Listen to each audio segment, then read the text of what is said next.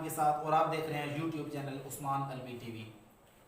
अब चलते हैं अपने टॉपिक की तरफ। आज जो हमारा टॉपिक है फर्स्ट ईयर केमिस्ट्री का चैप्टर नंबर 2 और उसका हम 3rd और 4th टॉपिक करेंगे। पहले 2 टॉपिक फिल्ट्रेशन और क्रिस्टलाइजेशन हमने डिटेल में डिस्कस कर लिया।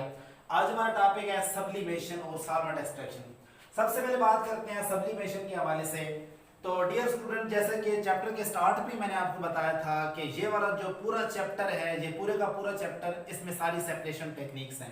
बाद में हमने लिक्विड को लिक्विड से सेपरेट करना है, बाद में हमने सॉलिड को लिक्विड से सेपरेट करना है, बाद बात हमने सॉलिड को सॉलिड से सेपरेट करना है।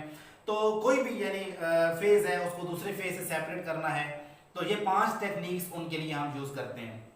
तो आज जो टेक्निक है ये वाली, अब इसमें डेफिनेशन में आपको नजर आ रही है कि it is the separation technique in which a solid when heated vaporise directly without passing the liquid. यानी ये एक ऐसी टेक्निक है जिसमें हम एक सॉलिड को गर्म करते हैं तो वो लिक्विड में से गुजरे बगैर वेपर्स में कन्वर्ट हो जाता है।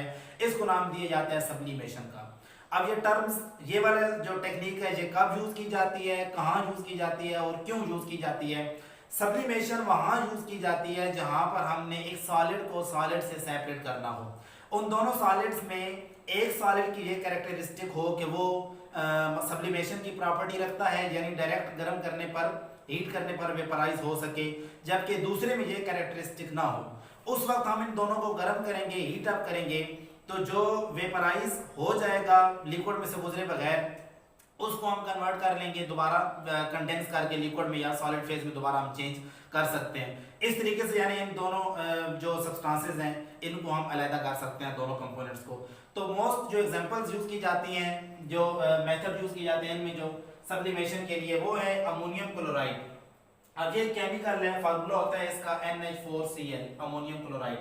ठीक है, तो ये वाला यूज किया जाता है सब्लिमेशन के। ये कैरेक्टरिस्टिक सकता है कि जब ये सॉलिड फॉर्म में इसको हीट अप किया जाएगा तो डायरेक्टली ये वेपर्स में कन्वर्ट होने की कोशिश करेगा। इसके बाद दूसरे नंबर पे जो यूज किया जाता है वो है आयोडीन। आयोडीन में भी ये खसूसियत पाई जाती है, और बल्कि सबसे ज्यादा खसूसियत आयोडीन में पाई जाती है सब्लिमेशन की, कि ये जब हीट अप किए जाते हैं तो लिक्विड में से पास हुए बगैर डायरेक्टली तौर पे वेपर में जाता है। इसी तरीके से जो बेंजोइक एसिड है, बेंजीन का डेरिवेटिव है ये, और फार्मूला होगा C6H5COOH। ये वाला यूज किया जाता है सब्लिमेशन की, ये कैरेक्टरिस्टिक्स रखता है। तो बस यही है कि जब हमने उस चीज को सेपरेट करना है इन दोनों कंपोनेंट्स को, तो इनको एक बेसन में रख के या सैंड बाथ में रख के तो खास टेम्परेचर पे गर्म किया जाता है। गर्म करने पर जब लिक्विड्स में से गुजरे बगैर एक सब्सटेंस, एक कंपोनेंट वेपर में चला जाएगा तो उसको हम सेपरेट कर लेंगे, दोबारा कंडेंस कर लेंगे। यहाँ पर भी लिखा हुआ है कि these vapors can be condensed again to form liquid, यानी दोबारा से उसको लिक्विड में हम कन्वर्ट कर सकते हैं। क्योंकि पहले तो वो लिक्विड में कन्वर्ट नहीं होगा, डायरेक्टली वेपर में जाएगा, तो उसके बाद यानी इन वेपर्स को दोबारा हम कंडेंस करके, यानी एवेपोरेशन का उल्ट ये प्रोसेस है, इसको कंडेंस करके दोबारा हम लिक्विड में कन्वर्ट कर सकते हैं। तो ये था सब्लिमेशन। तो सब्लिमेशन मैंने बताया आपको कि उस वक्त यूज करनी है जब हमने किसी ऐसी सब्सटेंस को सेपरेट करना है जो कि हीट अप करने पे डायरेक्टली तौर पे वेपर्स में जाती है।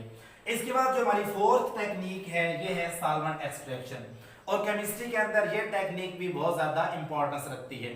अब ये किस असूल पे काम करती है, किस प्रिंसिपल्स पे काम करती है, ये काम करती है पार्टीशन और डिस्ट्रीब्यूशन लॉ।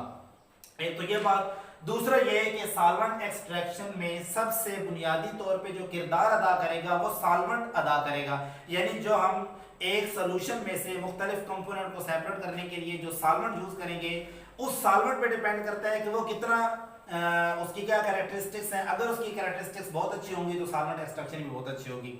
तो ये एक ऐसी सेपरेशन टेक्निक है। It is an important technique in chemistry. According to this technique a solute can be separated from solution by shaking the solution with a suitable solvent.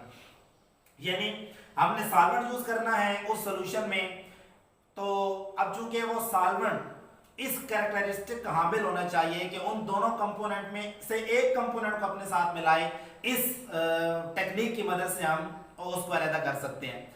एक और बात ये समझाने के लिए मैं आपको बताता चलूं कि हमारे पास केमिस्ट्री के अंदर जो सॉल्युबिलिटी का फिनोमेना होता है उसमें बहुत ज्यादा इंपॉर्टेंट फैक्टर जो काउंट किया जाता है वो होता है like dissolve like. Like dissolve like. इसका मतलब ये है कि एक जैसी चीजों के अंदर हल होंगी, यानी अगर पोलर सॉल्वेंट है तो उसके अंदर पोलर सॉल्यूट्स ही हल होंगे। मिसाल के तौर पे पानी है, पानी पोलर है तो इसके अंदर नमक और चीनी वगैरह हल हो जाते हैं क्योंकि ये भी पोलर कैरेक्टरिस्टिक्स रखते हैं। इस तरीके से दूसरा ये है कि जो नॉन पोलर है वो नॉन पोलर में डिसॉल्व होंगे, पोलर नॉन पोलर में हल नहीं होंगे, नॉन पोलर पोलर में हल नहीं होंगे।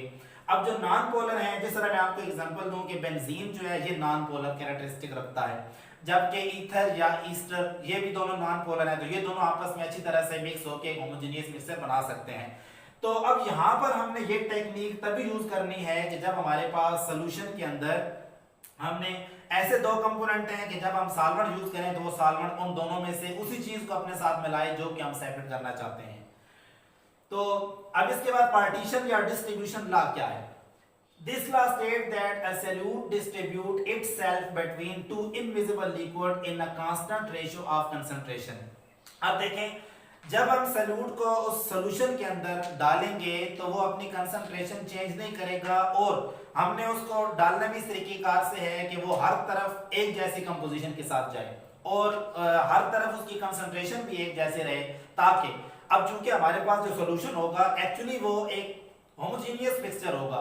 अब होमोजेनियस हमें पता है कि हर तरफ पार्टिकल एक दूसरे के अंदर मर्ज होते हैं। अब जारी बात है उस सॉल्यूशन में से जो हम सेपरेट कंपोनेंट करना चाह रहे हैं, अब उसके हर कंपोनेंट तक पहुंचने के लिए इस जो हम सॉल्वेंट ऊपर से यूज करेंगे इसको भी हर तरफ पहुंचना चाहिए। तो इस तरीके से डिस्ट्रीब्यूशन जितनी अच्छी होगी उतना अच्छा ये हमें टेक्निक फायदा दे सकती है, इतना अच्छा हमारे पास इसका रिजल्ट होगा। ठीक है, तो पार्टीशन या डिस्ट्रीब्यूशन लॉ ये है। इसके बाद बहुत ज्यादा जो इसकी एग्जांपल यूज की जाती है, बहुत अच्छा जो सॉल्वेंट यूज किया जाता है वो है ईथर। अब ईथर का मैं फंक्शनल ग्रुप भी आपको बता देता हूं कि इसका जो फंक्शनल ग्रुप है वो है ROR। R से मुराद है अल्काइल ग्रुप, और ये आपको पता होगा कि जो अल्काइल ग्रुप है इसमें ये चूंकि अल्केन का ही डेरिवेटिव है, जब अल्केन में से हाइड्रोजन को हम रिमूव करते हैं तो अल्काइल बन जाता है। अब इसका सबसे पहला जो बनेगा कंपोनेंट वो CH3 है, फिर C2H5 है, फिर इस तरीके से C3H7 up to so on, ये सीरीज चलती रहेगी। तो अब ईथर जो है स्ट्रक्चर, ईथर को यूज किया जाता है कब? जब हमने किसी ऑर्गेनिक कंपाउंड को सेपरेट करना हो इनऑर्गेनिक से। मैं मिसाल देता हूं आपको कि हमारे पास पानी के अंदर कुछ इम्प्योरिटीज हैं जो कि हम सेपरेट करना चाह रहे हैं, वो ऑर्गेनिक कंपाउंड्स की हैं।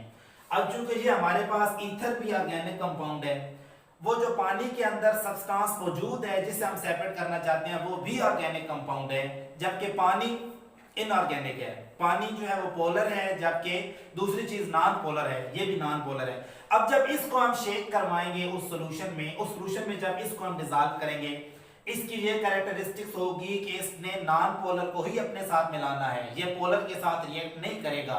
जबकि अगर कोई पोलर सब्सटेंस होगी तो वो पानी अपने साथ डिसॉल्व करेगा। अब वो जो पानी के अंदर दूसरे कंपोनेंट्स हैं जिसको हम सेपरेट करना चाह रहे हैं वो इसके साथ नहीं मिलेगी।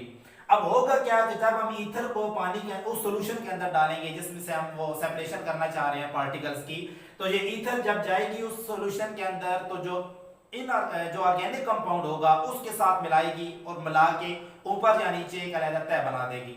जबकि बिलफर्ज अगर इसके साथ वो कंटिमिनेशन थोड़ी सी है भी सही अगर पोलर की, तो वो पोलर पानी अपने साथ मिला के एक अलग तह बना लेगा।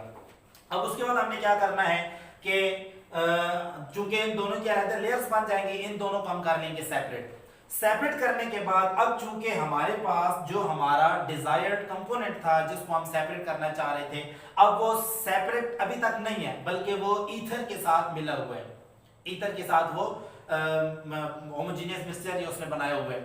अब हम क्या करेंगे, हमें मुख्तलिफ टेक्निक्स पता है कि जब इस तरह की सिचुएशन आ जाए हमारे पास तो हम इसको एवेपोरेशन के जरिए, कंडेंसेशन के जरिए भी हम उसका फेज चेंज कर सकते हैं। तो यहाँ पर क्या करेंगे, ईथर के साथ जब वो कंपोनेंट आ जाएगा जिसको हम जो हमारा डिजायर्ड कंपोनेंट है, जो हमारी रिक्वायर्ड सब्सटेंस है, तो हम क्या करेंगे इसको हीट अप करवाएंगे।